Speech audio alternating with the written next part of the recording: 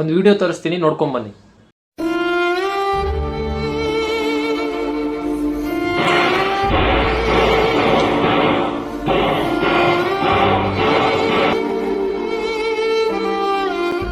ಎಲ್ವಿಶ್ ಯಾದವ್ ಅವರ ಮನೆಯ ಮೇಲಿನ ದಾಳಿಯ ಬಗ್ಗೆ ಒಂದು ವಿಷಯವನ್ನು ಸ್ಪಷ್ಟಪಡಿಸಲು ಬಯಸುತ್ತೇನೆ.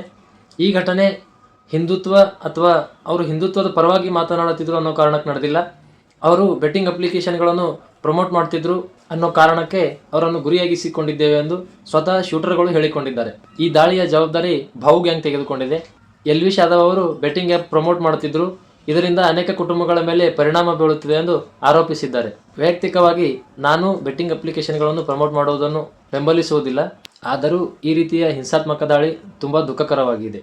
ಕೆಲವರು ಸೋಷಿಯಲ್ ಮೀಡಿಯಾಗಳಲ್ಲಿ ಇವರು ಹಿಂದುತ್ವದ ಪರವಾಗಿ ಮಾತನಾಡುತ್ತಿದ್ದಕ್ಕಾಗಿ ಈ ದಾಳಿಯಾಗಿದೆ ಎಂಬುದನ್ನು ಸುಳ್ಳು ಸುದ್ದಿ ಹರಡಿಸುತ್ತಿದ್ದಾರೆ. ಹಿಂದುತ್ವಕ್ಕೂ ಇದಕ್ಕೂ ಯಾವುದೇ ಸಂಬಂಧವಿಲ್ಲವೆಂದು ನಾವು ಅರ್ಥ ಮಾಡಿಕೊಳ್ಳಬೇಕು. ಧನ್ಯವಾದಗಳು.